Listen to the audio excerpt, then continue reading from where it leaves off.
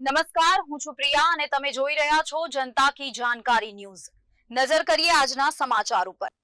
લાઠી આરોગ્યધામ લાલજી દાદાના વડલા પરિસરમાં ગોવિંદભાઈ ધોળકિયા પ્રેરિત ઉનાળાના અમૃત ગણાતા છાસ કેન્દ્રની મુલાકાતે ગોવિંદભાઈ ધોળકિયા પરિજનો પધાર્યા। સમગ્ર લાઠી શહેરમાં 3500થી વધુ વ્યક્તિઓને નિયમિત વિનામૂલ્ય છાસ વિતરણ કેન્દ્રના લાભાર્થીઓ અને સ્વયંસેવકોની સેવાના પ્રત્યક્ષદર્શી બની ખૂબ ખુશી વ્યક્ત કરી હતી। દાતારત્ન ગોવિંદભાઈ ધોળકિયા પરિજનના પુત્રવધુ કોમલબેન રાકેશભાઈ ધોળકિયા, કૃષ્ણાબેન ઈશ્વરભાઈ ધોળકિયાએ છાસ કેન્દ્રની મુલાકાત લીધી હતી। લાખેણા નગર લાઠીના નગરજનો સાથે આત્મીયતા ભાવે વિવિધ સેવા પ્રવૃત્તિઓ અંગે સ્થાનિકોના ભાવ જાણી રાજીપો વ્યક્ત કર્યો હતો।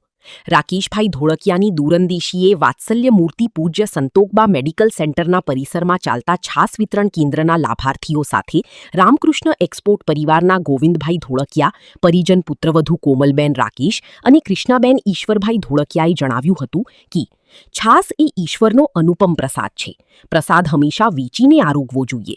આ પ્રસાદનો લાભ મેળવતા નગરજનો પ્રત્યે ખૂબ આભાર દર્શન પ્રગટ કરતા જણાવ્યું હતું કે નિયમિત છાસ મેળવવા આવતા લાભાર્થી પરિવારોની નિયમિતતા અમારા માટે સૌથી મોટા આશીષ અને સંતોષ છે।